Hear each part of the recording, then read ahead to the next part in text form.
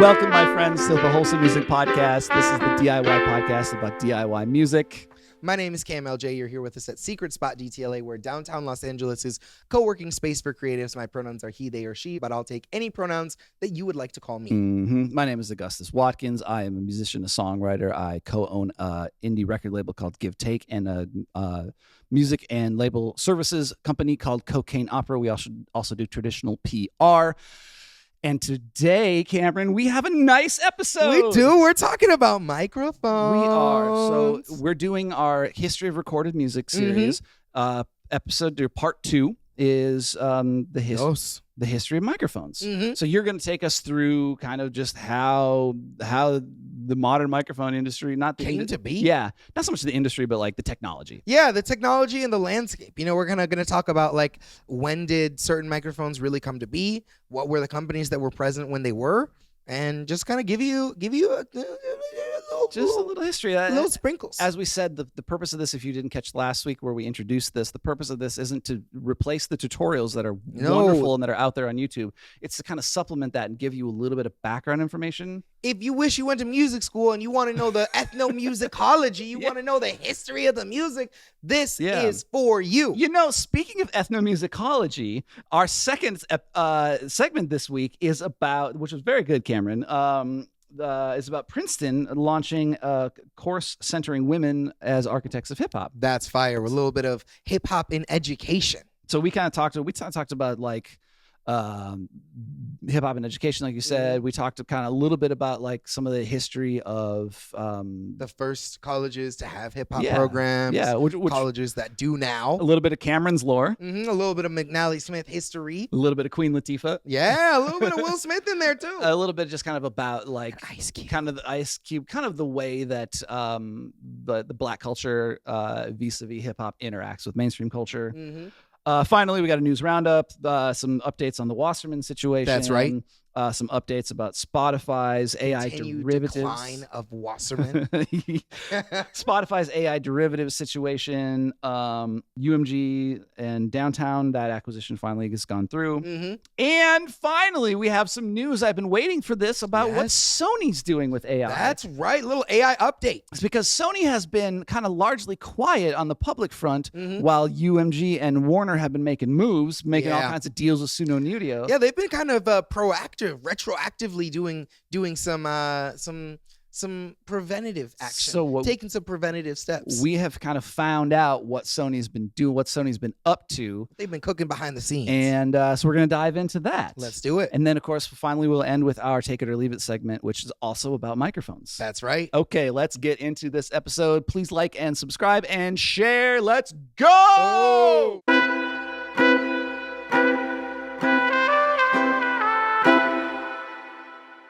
Look, so we are at part 2 of our history of recorded music. If you're watching in the full episode, that was episode 33. If you're in the future playlist that we will make, that will have been the first episode. This is the second of that.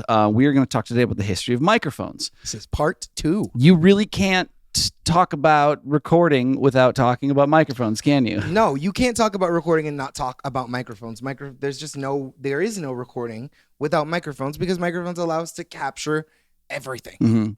It's the source. And before we were doing DIing, doing direct in, everything had to be captured by a microphone. Yeah, absolutely. Like there is no, we get to the DI, but before that, everything is captured. Like, and we're going all the way back like to 1860. Okay. So, we're talking about how do we capture the human voice, like for really like for pre-war, for World War I, and then for World War II. How do we capture the voice to broadcast? Because we want to do this thing called the radio eventually. We want to get there. But we got to have something to take sound, to take these like literal, the cool thing that I think is the thing that I think is most cool about microphones is like microphones are kind of like actual science happening all the time. Yeah. And we don't think about That's true. Because we're putting out these like sound pressure waves, right? Like every time you talk, every time you sing, you're putting out this like sound pressure. Yeah, literal like when they talk about SPLs, that's sound pressure level. Yes. Yeah. The best way to hear it is when you think of like plosives, like your P's and B's, and you hear that that pop, and it pops against. Should we do some? Yeah. Just to annoy our audience. Yeah, so that's an extra tip for you. That's a plosive. Those are the plosives. But that's sound pressure. It is. And it's that sound pressure hitting the diaphragm of the microphone, because that's the part that's sensitive. The diaphragm is like the part of the microphone that captures the sound, right? So if we were to like take this wind filter off and look inside, there would be this little like circle. And for these mics, for dynamic mics, which are this, like, they're not the beginning of our journey, but they're like, they're kind of the end. They're like the logical conclusion of our journey. Yeah, they're the second. So it's really interesting when you talk about like microphone development and the time frame that it happened, because like traditionally when you hear about microphones, you hear carbon microphones happened, then dynamic microphones happened, then condenser microphones happened, or really it would be, it should like the common ethos is you'll hear carbon, which is first. Yep. Then you'll hear maybe ribbon. Sometimes people say ribbon happened first. Okay. And then you'll hear dynamic, and then you'll hear condenser.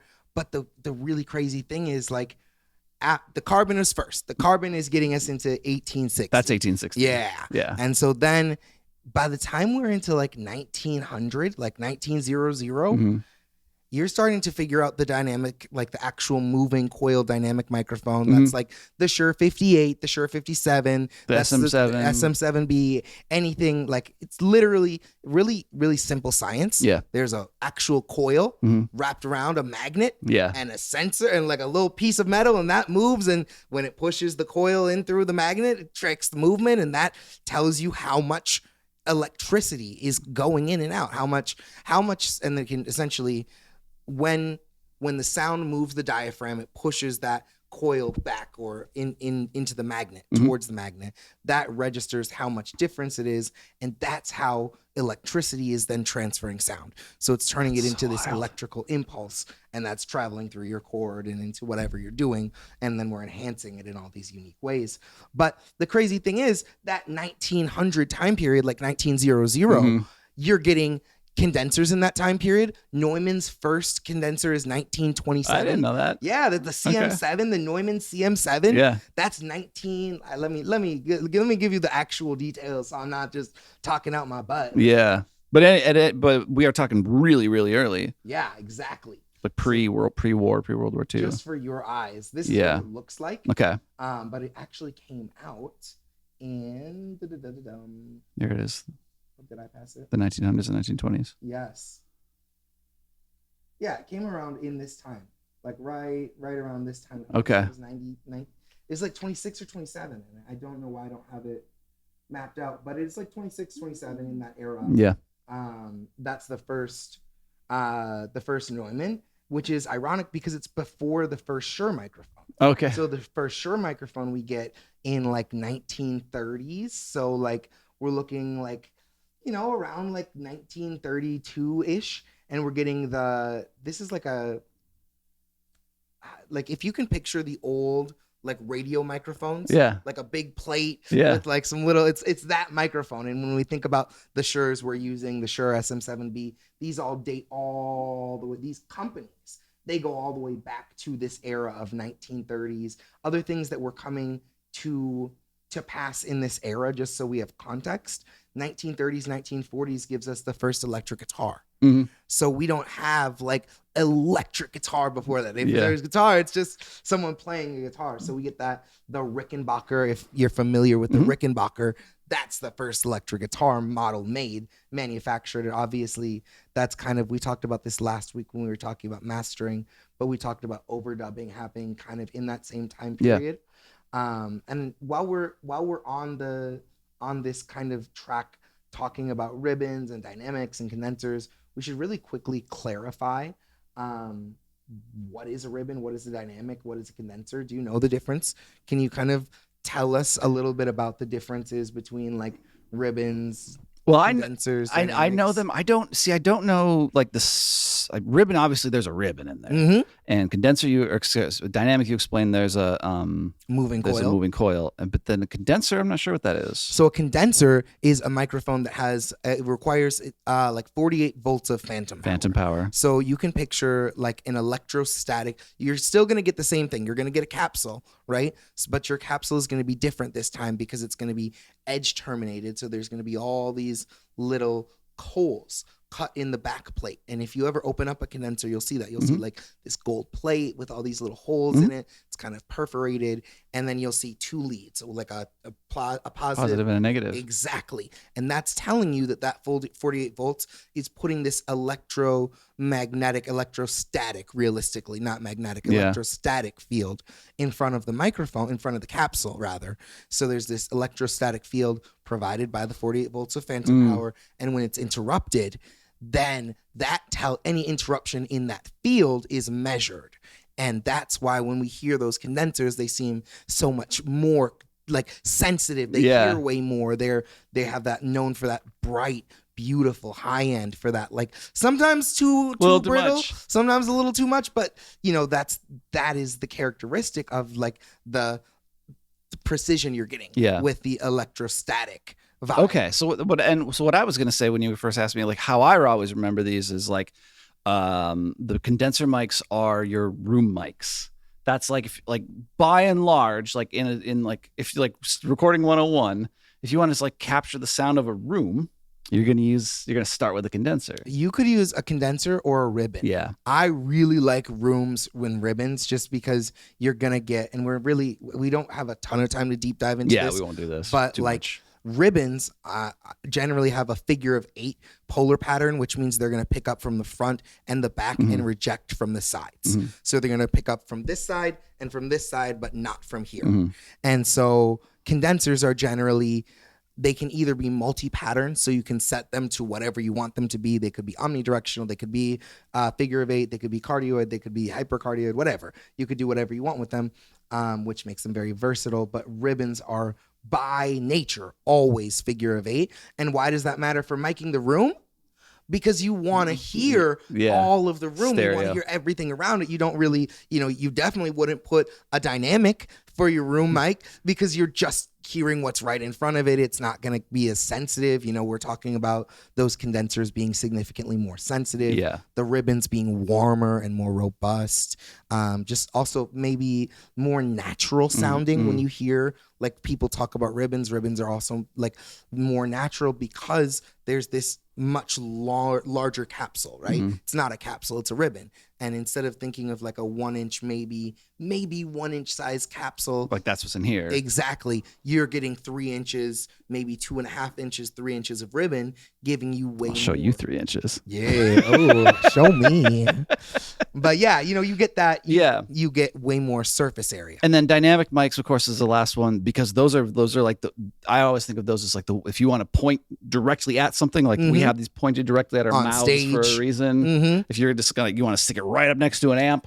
And just record that. You want to stick that right next to a snare drum that's going to get a ton of pressure to it. Absolutely. That's what your sort of dynamic mics. I think like your the mic, like your headset microphone on your Xbox. That's dynamic. Usually, like you mean like here, like these ones? Yeah, that's usually condenser mic, little mini condensers. Oh, really? Yeah, like little mini, like the same thing in your phone. Yeah, your smartphone has a little mini condenser mic. Anything that's going to require that electricity is generally going to be, and we can get into like specialized mics because when we're talking about like smartphones, it's kind of a different ballpark. Yeah, it isn't the same principles, but so much smaller. Yeah, that we're not really doing it the same. But no, generally by and large, there's kind of 3 main types. And you'll hear really quick, like fake news to dispel. All ribbons can't use phantom power. True or false? Well, I know this, but I would say normally if it's a ribbon mic, it has to have phantom power. Normally, a ribbon mic should never have phantom power. Normally. Okay. So do you know why? Because I guess not, but I thought because it damages it. Yeah. So a traditional like non-active ribbon mic, and we're kind of giving away the game here. Yeah. But a traditional non-active ribbon mic, which is most ribbons, that's like a Royer 121, that's a Coles 4070 or 4038, that's any one of the traditional ribbon mics, like the RCA, all of the old ribbons you're thinking of, those are traditional passive ribbons. And if you are to run a signal through them, that signal can break, pop, or disrupt the actual ribbon. Because you have to think these ribbons are smaller than your hair, right? Than one fiber of your hair, so they're super thin. They're thinner than air. I mean, that's the other thing that I remember about, like, if you're near, like, there's also like Studio 101 shit. If you are near a ribbon mic, pay the fuck attention. Yeah, don't drop it. Watch where the stand is. Like, don't store it sideways because your ribbon can sag. You know, don't let it just like watch your fucking feet. Don't let it tip over. Don't step on a cable and so that it pulls a thing. That just like that's like what I always remember with a ribbon is just like be so goddamn careful. Yeah, and they're because they're really expensive and they're really sensitive. But they sound so good. That's the crazy thing is a lot of people don't use ribbons or don't use them as much as they could because of these downsides, and this brings us to the active ribbon. So significantly later, and I don't have a date for you on this one, but the active ribbon comes out significantly later. Like we're talking closer to the 50s, 60s. Don't quote me on that, but significantly later in our journey. And this allows you to run phantom power through a ribbon. Now, there are some passive ribbons that you can still run phantom power through and it won't break them. Yeah. Don't do it. Don't do it. Don't do it. Generally, if you are dealing with a ribbon, don't run phantom power through it. If you are dealing with an active ribbon, it will need phantom power to be powered to get sound from it. But assume if you're dealing with a ribbon that it's a passive ribbon. One of my very favorite, pretty much the only active ribbon I've ever worked with is the OMA mic. The OMA is a super cool company here in Los Angeles, and they make their own microphones top to bottom. They make the capsule. They make everything. They're one of 5 companies in America that does this. So super, super cool company. I got a chance to work with their active ribbon. Really cool. It sounds very similar to like if you were to take out the brittleness of a condenser and if you were to kind of mellow it out a little bit, but still keep like the sensitivity and like the it seemed like a really beautiful hybrid. Anyway, you'd use all these different mics for all these different reasons, right? So like that kind of like, I don't know. Do you feel like there's things that we haven't covered that we should talk about or like? So like with respect to the history, it's like basically by the mid 1950s, every kind of microphone that you're going to use today is already in the game. Like, and again, like if you're a time traveler and you like have an SM57 in your pocket and you got like transported back into like, you know, early 20th century, your shit would work, right? Yes, for the most part. Yeah, for the most part. I know like XLR standards have changed. Yes, that's what I was gonna say. So there have been some cable changes. Yeah. Like we didn't start using XLRs in that time period. A lot of things were either 1/4 inch or RCA. So RCA was kind of the standard. So you'll see a lot of old mics that have had to be adapted. Right. But for the most part, yeah, you could use. The technology stayed the same. Yeah. Like a capsule is a capsule is a capsule. Exactly. Yeah. That's definitely stayed the same. So those pieces are the same. And really, like you can think about it like 1880s, we're getting the carbon microphone. The dynamic microphone is coming like 1931. The condenser microphone is 1928. Yeah. And then the 1930s is where we have the ribbons. So let me ask you, this is maybe like a little bit, we'll close out with this because this is kind of a fun way to maybe just like close out. We've learned the history. You're going to go do your own research now on YouTube or, you know, wherever you're going to like, you're learning about recording. So like, and you may knew a lot of this. So I am a little baby recording engineer, a little baby, you know, studio kid. I'm cursed with the urge to be a musician. Yes. And I'm like, all right, like I want to record. Got the bug. I want to self-record. So Cameron, multi-hyphenate engineer. Yes. What's my first microphone? As far in terms of like the 3 types. Condenser. What are you just recording music for you? That's for now. I mean, I got big dreams of being the next. Do you play an instrument or do you just sing? I just sing, but like my friend plays guitar.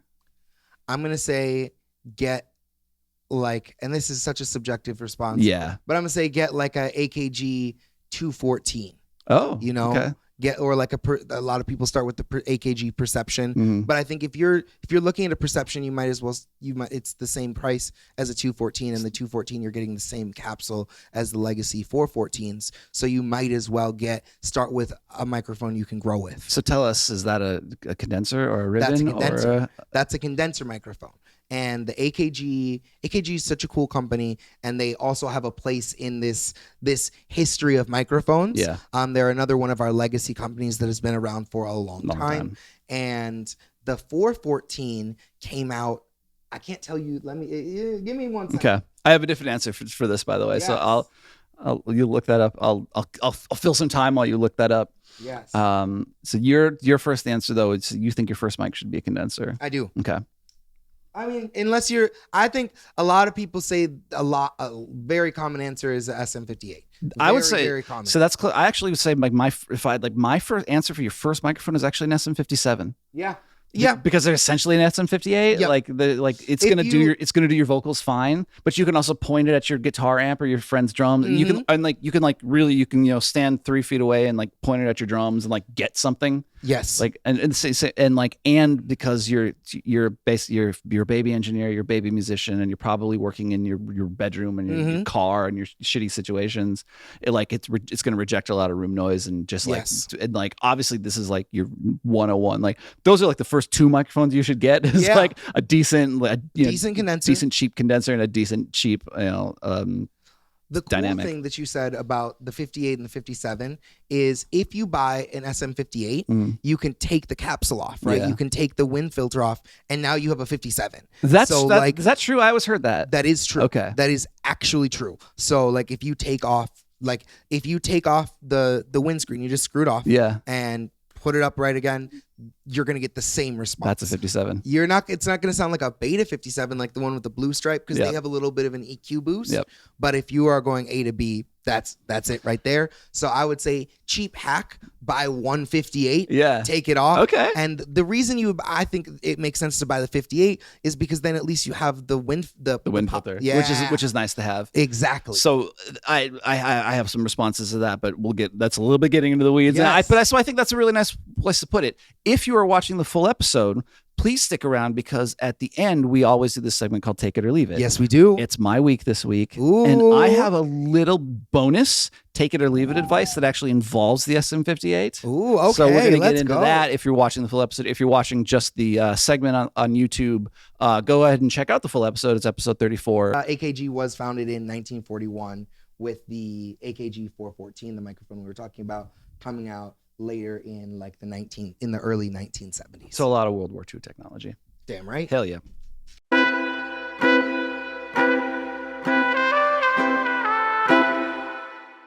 Okay, so we're recording this at the end of February, middle February. Yeah. Black History Right Month, after Valentine's Day. Right after Valentine's Day, right after Lunar New Year. That's right. Happy Lunar New Year to those who celebrate. Happy Valentine's Day to those who celebrate.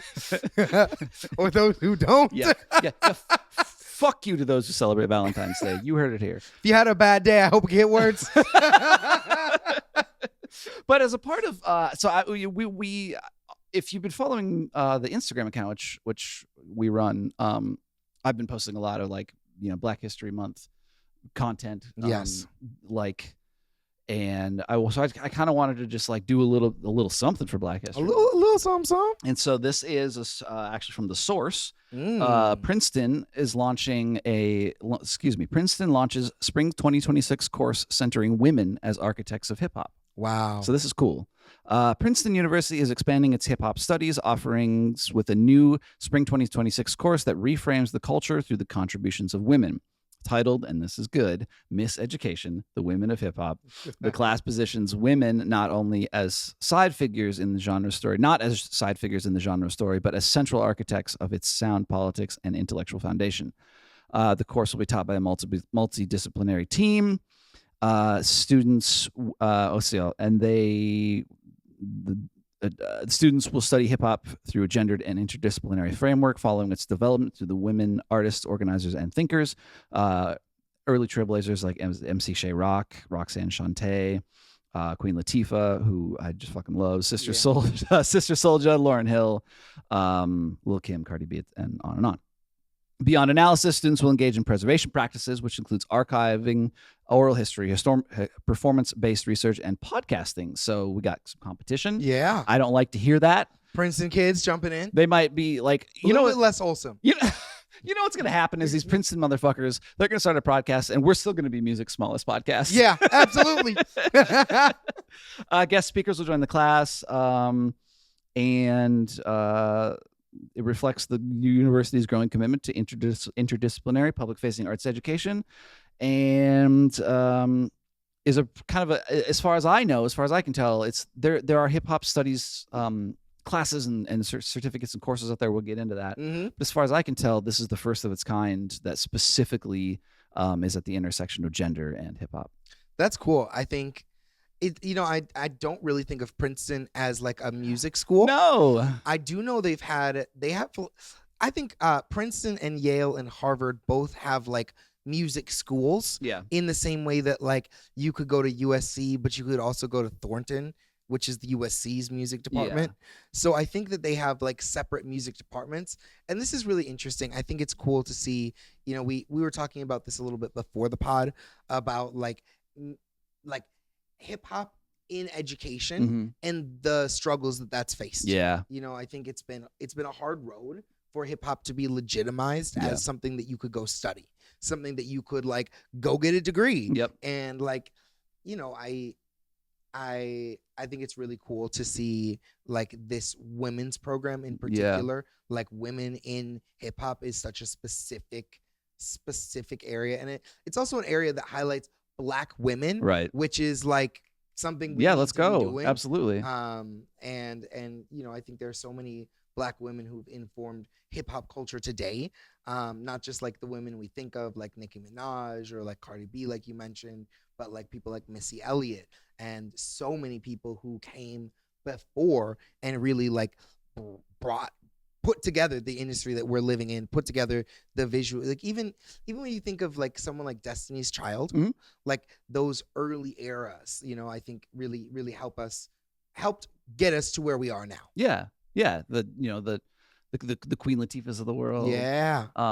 Who was like kind of, she like what's really cool, like what I love about Queen Latifah, and I was kind of fangirling out about her, is that she saw herself as she was kind of the next logical step after Will Smith, which I didn't realize, but it makes sense, right? She was like, East Coast rapper. And it was like, well, Will got a TV show. Yeah. Why can't I get a TV show? Yeah. And she got a TV show, Living Single. Yeah. And now she's an actress as well as a, very successful actress. So like, I love that, like that history, and like, there's so many like really seminal artists that need to have their story told. You and I are both from Minnesota, and there's someone else who aligns with that story from that same time period, and that's Ice Cube. Ice Cube is from Minnesota, and is a very like someone who made that jump of like, yes, I'm a, like, when you think of Ice Cube, do you think of Ice Cube as movies or as music? Right. I think of music. I always think of Body Count. Yeah. Yeah. Oh, wait, no, that's Ice-T. Sorry, that's Ice-T. Ice Cube, I also think of because I love NWA. Yes. Yeah. Yeah. No, Ice Cube is such an interesting character because. But yeah, now basically like his career has been making films and television, and like there's so much more money in film and TV, so why not? Well, and it's interesting because he and Queen Latifah have this similar time trajectory, right? They're filling this like early, late 90s, early 2000s. No, late 80s, early 90s. Yes, but they peak in like culture in like the 2000s, and like you think of like Queen Latifah's biggest hits like Bringing Down the House. That's what 2004-06 area. I would have thought it was earlier. You should check that. I would say we'll put a little bet on this. I'm gonna say it's like 2004, 2003. 2003. Are you talking movies? Yeah. Oh, okay. Queen Latifah. Yeah. Like, and Ice Cube. You've got his. Yeah. By then, are we there yet? Yeah. You remember all of those? Yeah. I mean, he's got Friday in the around the same time that she's got Living Singles. So, yeah. And then of course, Fresh Prince had already been out. So there's this whole era from like the middle 90s of like.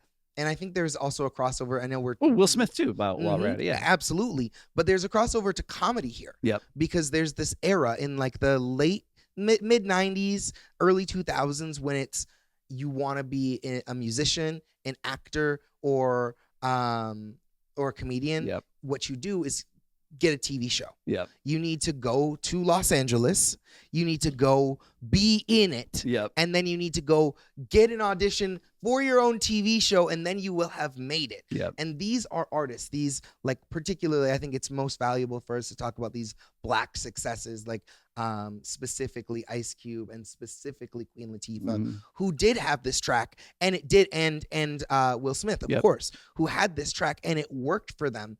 But it's curious to kind of see them now and to be able to like look retrospectively at hip hop, especially at this like kind of road that we're at, this crossroads that we're at with hip hop, where it's like, okay, hip hop, was it a fad? Was it like, what is it? What is it now that we're moving in a different direction in the mainstream? Yeah, and how are we going to categorize that? Is it still going to have the validity that it did? And I think you can't go mentioning like the factors that are prevalent upon hip hop without mentioning like the broader right wing culture, and like hip hop has always been a target for, you know, like white supremacy and right wing vitriol. Well, yeah, hip hop is Black culture, exactly. So like vis-a-vis the fact that like it's so like, and we are at this like, I don't mean to say we've reached the peak, but we are at this very high level of white supremacy where they're like very emboldened right now, and they're in office and all that. So like they're doing a lot of things, people in their official capacities to try to like, you know, like push down and like ratchet up the level of oppression. Which like hip hop has got to be a part of that as well. Yeah, and I think that's giving us some of the most socially relevant hip hop in the last, for like right now, we're getting some of the most socially relevant hip hop that we've seen in the last 10 years. Yeah. Because it's this time period where the music has to be responsive to what's going on. Yeah. So getting back to hip hop in education. Yes. I thought it might be kind of fun to talk about some of the kind of big names that are doing that have hip hop education. Yeah. This is going to touch on some of your personal history. Yes. Y'all didn't know, but Cameron is actually a part of Black history. I am. What did you know? So we'll get into that. So I kind of looked around. I looked at I made special point to note all of the like post-secondary schools, colleges that have hip hop programs of any sort of sort. A lot of colleges have a hip hop course or two. So I didn't note all of those. Actual degree. Well, or program. Yeah, a lot of these are minors, which is interesting. So I'll kind of just I'll note a couple of them.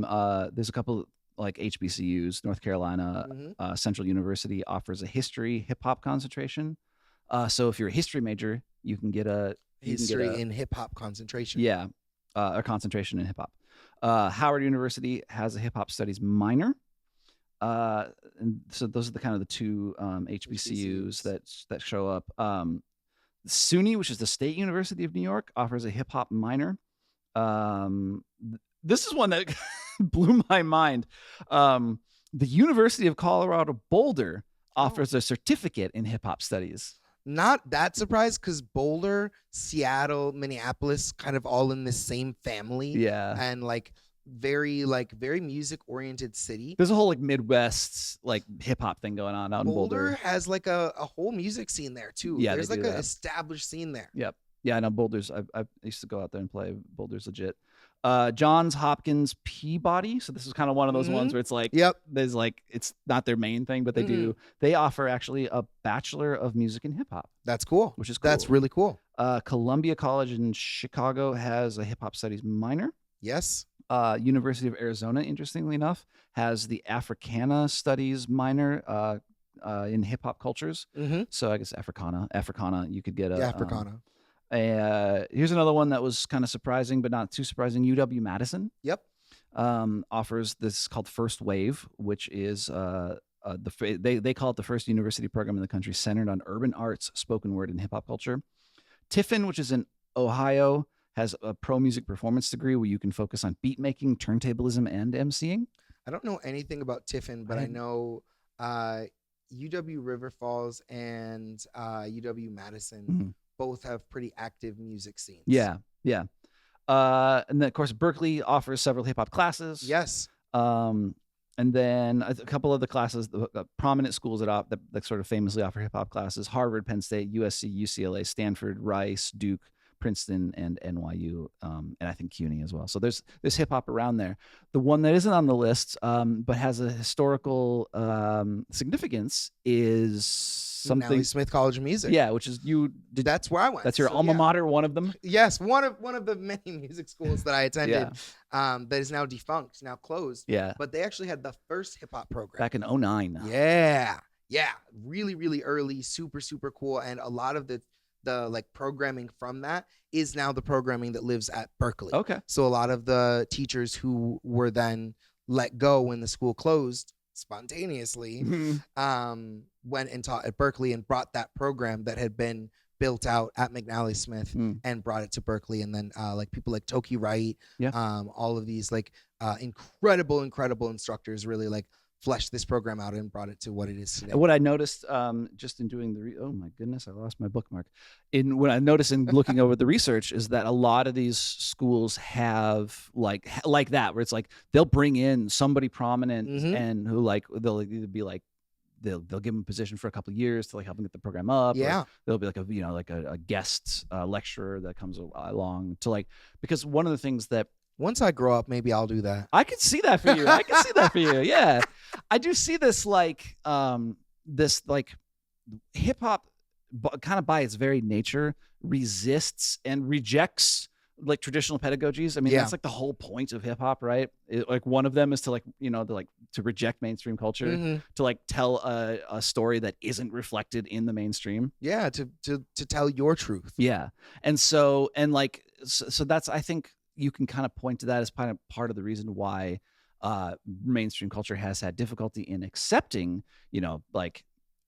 urban studies, hip hop culture, all these sort of things, because kind of at the very nature, they resist the kind of traditional categories that have defined mainstream culture, mainstream white culture. It's really tough, like when we go back to talk about Ice Cube, we talk about all these like prominent figures.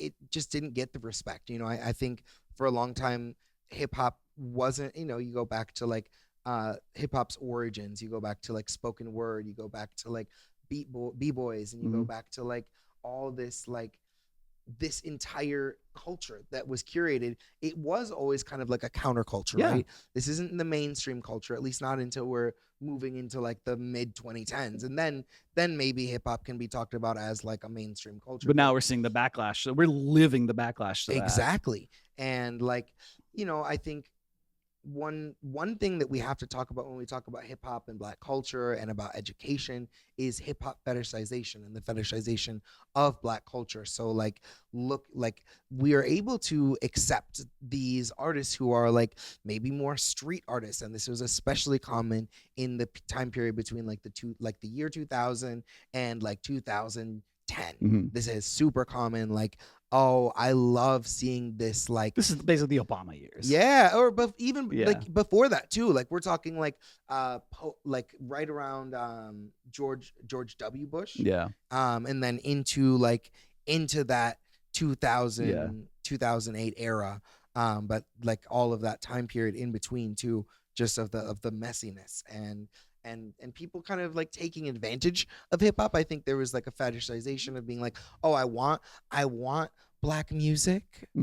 Oh, that's cool. That's very urban. That's very Black. Yeah. I had this experience like shamefully more recently than I should have, but like, hey, I'm here to grow and admit it. Yes. So, I'm the age where I grew up with the boy band era, the NSYNC, yeah, of course, and who's Backstreet Boys. Yes. So Backstreet's back. Right. So I was, and then it dawned on me just a couple years ago that I ended up listening to a bunch of New Jack Swing, and I actually really fuck with New Jack Swing, and I was like, oh my god, the boy band era was just New Jack Swing, but repackaged with white boys. Yeah. And we've been doing that over and over and over again. That just happened to be like my seminal experience with it. And like now, and a lot of people in the comments are kind of commenting on this. So if you want to jump in on the conversation, especially on TikTok is where the conversation tends to be the most robust. Yes. So thank you for our TikTok commenters. A number of you have kind of pointed out that that like K-pop is hip hop, is black culture appropriated and then like packaged back, and now like so it's like, and now like white people fucking love K-pop even though it's just hip hop. Yeah. I mean, hip hop repackaged and rebranded, and we in our discussion of music and music's exploitation over time and the exploitation of music over time, it's interesting because this is a reoccurring pattern. Yeah. Whether we're talking about like R&B music in like or Motown music, even earlier, and we're talking about all these artists like Elvis, obviously, exactly, and Big Mama Thornton, all these artists who are writing and generating this music that is popular, but they're not allowed to make it popular. They need a vehicle, in this case, a white vehicle, to take that song, popularize it, and then take the credit for that. And so this is a case where that's kind of happening, but like socioculturally. So like hip hop, which has been an American black culture piece, is now being exported, which we've done. We've been exporting culture historically for a long time. Right. So that's not new, but seeing this is a very direct correlation, and it's interesting to observe. It is. So if like I think we'll kind of leave it there, but if this interests you as a young academic, just know that I've kind of mentioned a bunch of programs. Go check out some programs at the HBCU. Go support fucking historically black college. Please. Advance the literature, advance the culture, so that you can take that and come and re-educate us and bring us up and bring educate yourself. Educate yourself. That's right. Get educated. Learn something today. Look, it's Black History Month. Fucking learn something, y'all. Learn yourself something.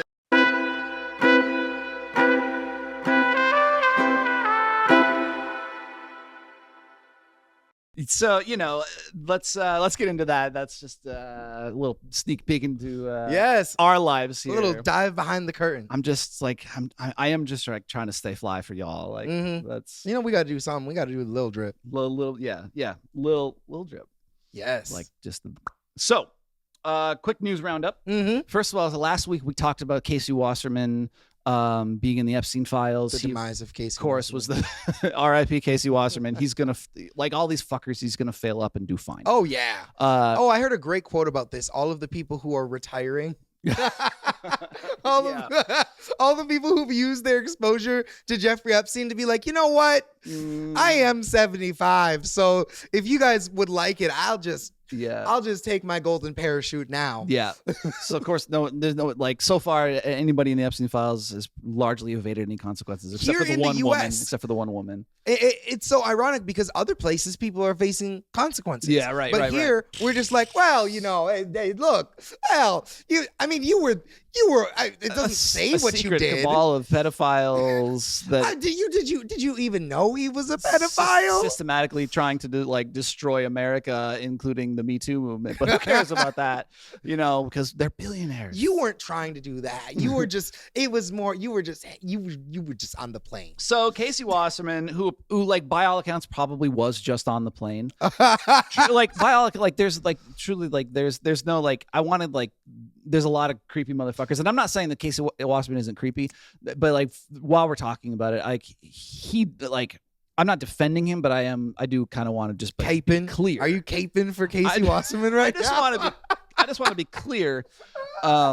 Because I do think it's important because there's a lot of people who are just fucking filthy. r/Wasserman. We got Augustus out here like, man, he wasn't that bad, guys. He probably wasn't even on the plane. All right. He was probably just hanging it. Like, it was a business deal, It was a creepy He had to dude. get talent on the island, too. Who's going to book the island shows? Okay, Cameron. Casey Wasserman is putting his namesake talent agency up for sale. The move comes after documents linking him to Jeffrey Epstein's associate Ghislaine Maxwell triggered significant backlash from the company's clients and staff. Wasserman, who is, by the way, a failed grandson.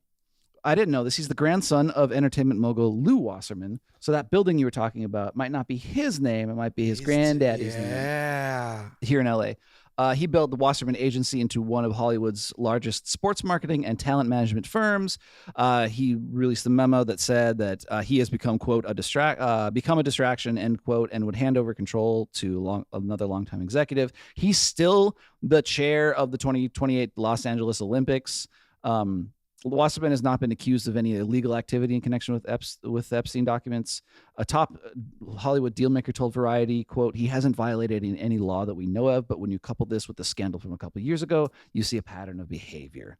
The sleaze factor is too high and no client wants to be near that, end quote. I think that's a really good way of summing it up. Yeah. And what Billie Eilish left last year in the wake of a bunch of scandals surrounding Casey Wasserman, who was described as a serial cheater. There's 11 unnamed sources for a report of some of Wasserman's mistresses. So he was. You out really there. think that he was just on the flight, just chatting it up?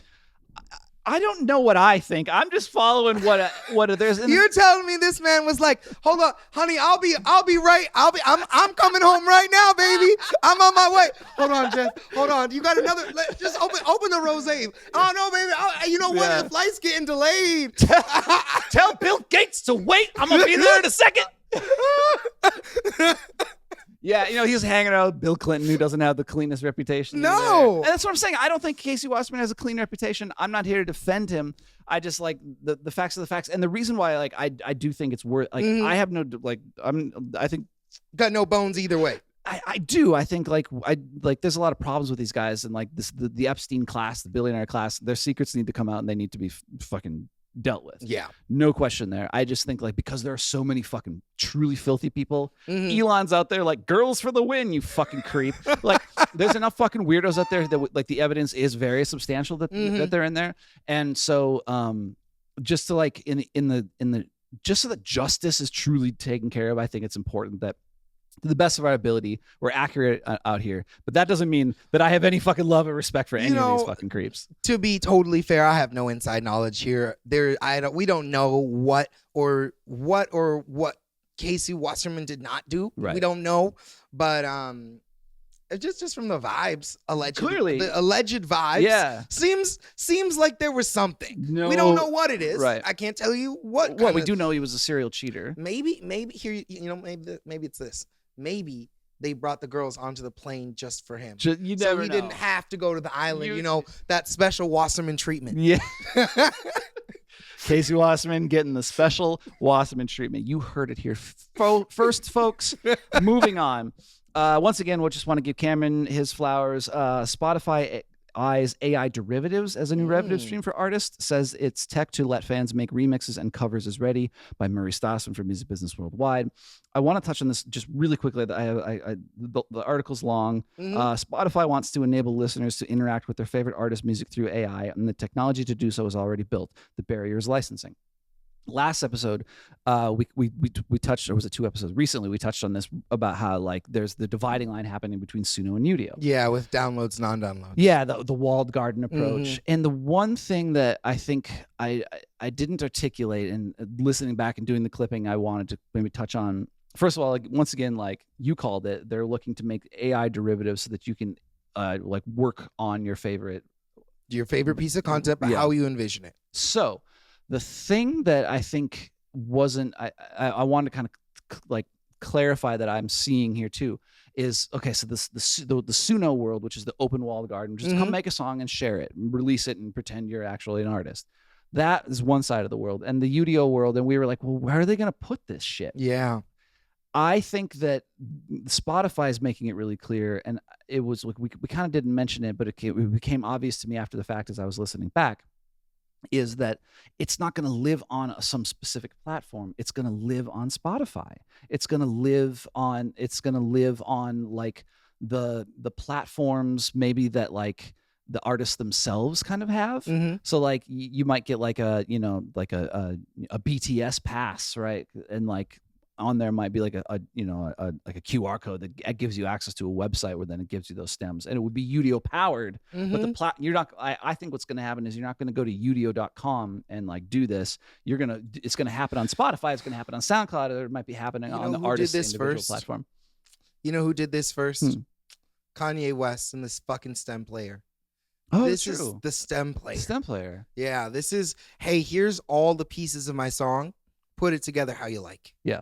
Here's all the individual components of my song. Yeah. You can change the lyrics. You didn't like this? Cool. Put your own. Yeah. Oh, you wanted different drums? New drums. You wanted this? Do that. You just want to take your whole song and just change one word and switch it with this word? You can do that too. Yeah. You just want to change the mix? You can do that. So this is, I think, like, and I actually think that's really cool. I do too. I think let's just assume this is not monetizable, that this is not something you can download, and this is something that lives in its own, either like, we talked about this a few weeks ago, not super recently, but about the idea of having AI music charts and separating them from traditional music. Yeah, this is like this stuff that's like, you can't chart on this. This is just for you to play with. But I think it would be cool to have like AI music platforms or segregated areas. Like if you're on Spotify, you can go listen to the AI music there. Yeah, but it should be clearly denoted that this is where the AI music lives. And there has to be different monetization. Cameron, once again, ahead of the goddamn game. That's exactly what Spotify's doing. They see this as like a kind of a new kind of blue sky area for them to monetize. Yeah. They're waiting for the licensing deals to get done, and they see this as like, you'll be like, existing Spotify will do all the things you're used to Spotify doing, but there's going to be this brand new sandbox, where you can play with Playbox. Yeah, I like that. Yeah. Brand new sandbox that you can go in. You can like take the stems and take the art and make your own little derivative stuff and fuck around with it, but it's got to be clearly marked. Anything it's got to be clearly marked that it's AI. And they also see this with what they see this, what Spotify sees this, and some of the art record labels see this as kind of a super fan thing. Yeah. So it's also, it's going to be a thing where it's like, oh, you can listen to the album, like the new, I don't know, like the new Clips album drops, right? And you're like, all right, I'm going to listen to it.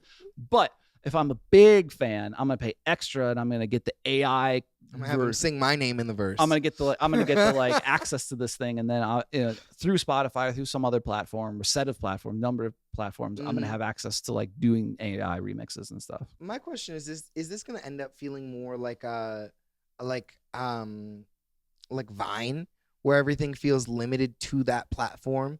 Is it going to be kind of like Musical.ly in the early days, where it's all on Musical.ly, or is it going to be more like? How do you see this? I think the way that people are kind of seeing it, if you're Spotify, the incentive is, I don't want this out. I want you to be on Spotify. So I do kind of imagine that the social sharing, to the extent that it happens, they're gonna, if I'm Spotify right now, platform. I'm saying, look, if you're on Spotify and I'm on Spotify, I can share my AI version with you through Spotify, and that will be the sharing platform, because that's just that's what everybody wants. That's giving me more Vine vibes, like it's got to stay on the platform, or Musical.ly back in the day, those vibes. And I wonder if TikTok will jump in on this. That's remains the one to see. Well, maybe not with Oracle, because they're going to be moving oracally slow. But so moving on real quickly, UMG has been trying to acquire Downtown for quite a while. Yes, the European Union. Big antitrust discussions here. So the EU has approved it. Wow. They have to divest Downtown's Curve royalty accounting business, which I think is a antitrust concern. But Downtown is going to be part of UMG, so that's huge. One less indie. Yeah. What do you think about that? Look, like this is always going to happen. Downtown's gone. The juggernauts keep hoovering up people. Like at this, and Downtown's so big that's like, Downtown is. I want to say like real like beyond that. So I'm a little bit apathetic to it. ultimately, I do feel that like this is an antitrust problem, and like I don't think that 3 companies should be in charge of all of our music. But given that is the situation, I'm not surprised that Down is getting acquired. It's yeah. No, I think we're still. It's been this way since probably like the early 2000s. We're in this era of consolidation where everything's just getting smaller. And honestly, I think who I think is going to eat everybody is like a Netflix. I think it's going to be Amazon, like Prime, Amazon Prime. They're going to come in the Prime Studios. Apple, they opened, we talked about this like a few months back. Mm-hmm. They opened a new $1 billion studio here in Los Angeles. Like, get out of here. Like, Warner's not doing that. Right. Warner's not investing $1 billion in Google. New studios. Yep. Like, I think it's going to be Netflix. I think it's going to be Amazon. And I think it's probably going to be Disney. And they will all, and Disney was already eaten up by one of the other things. Yeah. But I think it'll be all entertainment is going towards tech. Mm-hmm. That's, we had some prognostications from you in the past. Yes. They turned out to be true. You heard it here first. I just got to keep saying enough stuff because then I can get some of them right. That is the art of being a bullshitter. Cameron, you have just unlocked the next level in your career, in your podcasting career. Next, I want to give myself a little bit of props. Mm-hmm. Shout it out. So we have talked a lot about how UMG and Warner have been doing all these deals, and I've said multiple times, what's Sony up there doing? Not much. Sony Group is they've still been in there. They haven't settled their lawsuit. Oh, what have they been up to? So Sony is launching a new tech to track copyrighted material in AI-generated music. Okay. Sony has reportedly developed new tech that can recognize when original music is used in AI-generated songs. The application can find the use of copyrighted material, whether AI developers decide to cooperate for analysis or not. If AI developers cooperate with Sony, the tech extracts training data directly from the music. If AI developers do not cooperate with Sony, the tech compares original music and AI-generated music to discern if copyrighted material was used in its creation. Sony aims for both methods to open opportunities for rights holders to claim royalties. The tech is not currently available for commercial use. However, Sony's goal is for the tech to be standard for AI developers and content companies. They remain in litigation against the Suno and Udio. Yes. I think this is going to become like Content ID. I think this is a play for, do you remember when Content ID became a thing? Mm-hmm. And it became like... Which is a YouTube thing. Yeah, exactly. Content ID, if you're not aware, is like a system of tracking anything that sounds like anything else, and it is meticulous. Yeah. It is incredible. It is maybe too good. Yeah. So like, I think we're in the early days of this. Yeah. Because we're talking about AI, the tracking is the worst it's ever going to be right now. Yeah, that's true. That's well put. So, and I think this gives Sony some additional leverage in their settlements, because now they're like, well, you can't get around us. Like, and because I think the courts are starting to decide that look, rights holders need to get paid for having been trained on their material, having been trained on. Yeah. Sony's saying, we've got the tech to determine whether our copyrighted material was trained on. So one way or another, we're getting the bag. That's crazy. And I think it's such an interesting play for Sony. Yeah. Because we talked about them a while ago. But we haven't recently because they haven't done anything. You remember when they were doing the Kayleigh thing? Mm-mm. We covered the Kayleigh, which was like their first venture into AI. Okay. And I want to say it was like a little before the big Udio moment, big Suno moment. And I want to say it was like June. Oh, like early. It was early. We talked about it. Like maybe episode 1 through 5. Okay. Those are hazy, distant memories. Yeah, they are. They're far back now. But one thing I will tell you, just too far back to clip for sausage making purposes too, is like when you're on the content wheel, you don't always know what's going on. No, back there. Oh no, too long ago. No, but it'll be curious. I think this for them is a departure, right, and is a step forward, a departure from like like everybody else who's like, let's just do something with AI. Yep. And like a step forward for them in creating something that hopefully gives them leverage with every other label, because they'll have this tool that other people will want to use and maybe becomes the standard. It's very Sony for me, where it's like they always want to do this. They always like, rather than just being like, well, like, here's what's happening, we'll just react. They always want to invent something, and like capture the momentum. And many times that like it doesn't work out in their favor. The memory sticks, the mini discs, the Betamax, on and on and on. There's a Sony graveyard out there that's full of really cool technology. We're gonna see if this one stands up to it, or if it doesn't. Like if it passes the test of time or doesn't. Shout out Sony. Sony's been out here for a long time, and I know we were talking about microphones earlier. Yeah. Sony has a really fucking famous microphone. Right. You know which is their most famous one? Oh, you gave me a clue because it's like a C800, right? Yeah. Yes. Sony C800G. Yes. Do you know what year it came out? No. Yes. Oh. Look at the style. The style should give you a hint. Yeah. Oh, that's beautiful. Isn't that sexy? Yeah, I don't know. It's got this heat coil on it, like to stop it from getting hot. Oh, nice. Very. Yeah. That's kind of fire. What year did it come out? 1991. Oh, yeah. This is a modern mic. Modern. Modern and it's a modern masterpiece, is what it is. Oh, it is. It is a modern. It is a modern masterpiece. Yeah. Yeah. I'm about to tip that trip. Shout out Sony.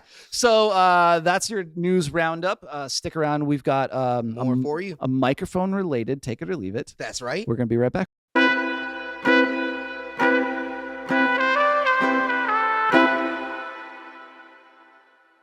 So, thank you for joining us. Welcome. This is the ending. Oh my God. Welcome to the end. Welcome to the end. This has been episode 34 of the Wholesome Music Podcast. Yes, it has. This is the DIY podcast about DIY music. Music's smallest podcast. That's right.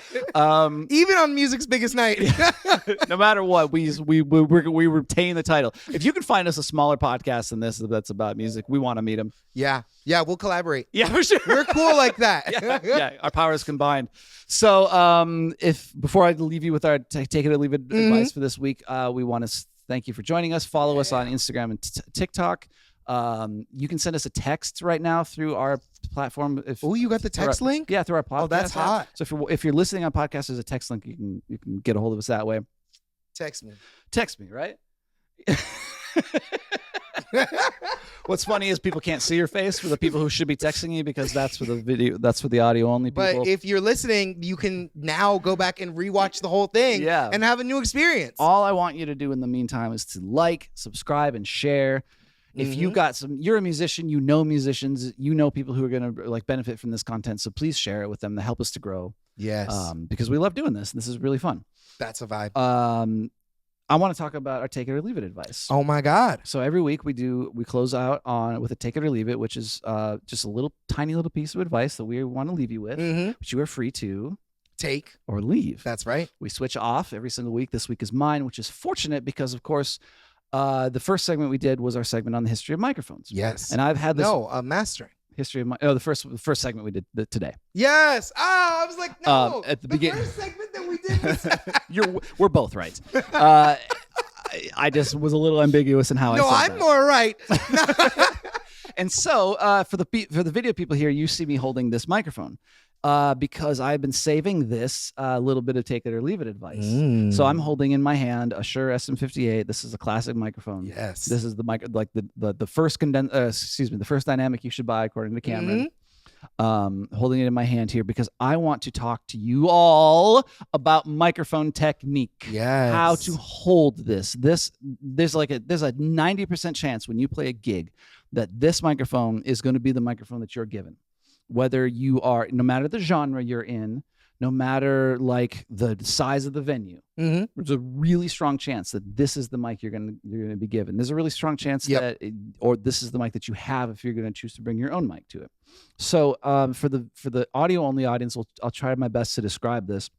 Maybe Cameron and I can just jump in and describe this for you. I want to talk about, especially like I want to talk about like how not to and how to hold this microphone.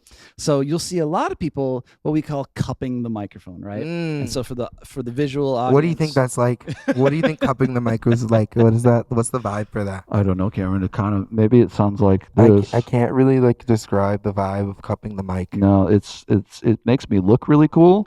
Yeah, bro. Like, yo, so we're podcast. Yo, wholesome music podcast back again. Yeah, that's what's up. And so what we're doing there for the audio audience is we were cupping our microphones right now. And just so that you can understand, it's putting your hand around like the diaphragm of the mic, around the wind filter. So when you see cupping, generally, are there reasons you would want to do this or want to not do this? The reason you do this is because all of your idols have been doing this. It looks hard. Looks cool. Yeah, it does. But like as we heard, it focuses the sound, and so rather than this, which is just capturing your voice as it is, it actually reflects the sound around your through your hand. Creates like a little megaphone. Yeah, like a little megaphone. That directionally focuses your voice. So your beautiful voice, your beautiful lyrics, your well-crafted rhymes. You want to hold your microphone at the bottom of the base for the visual people. You can see how I'm holding this. So imagine for the podcast audience, the kind of the silver globe at the top of the ball, the microphone at the top of there. Keep your hand below it so that your hand isn't interfering with the performance of this mic. Is there any like sound engineering reason you might want to not do this? Because this way, it's free to just capture the sound that you're making. If you come to my open mic and you cup the microphone like this, I can't mix you very well because you are screwing up the frequencies of your voice. I'm doing all kinds of weird cutting and boosting to try to make you nominally intelligible. Yeah, to bring you back to where you were. Right. The other thing, and you are more likely to experience feedback. Amen. If you cup the microphone, you are significantly more likely to create feedback in your signal. So if you can avoid doing this for your live performances, like for anything, I think that's an amazing piece of fucking mic technique. Right? Just don't cup the microphone, y'all. It's 2026. We got to stop doing it. Real talk. So thank you for joining us for the Wholesome Music Podcast. We'll be back next week with episode 35. In the meantime, stay hard. Yeah.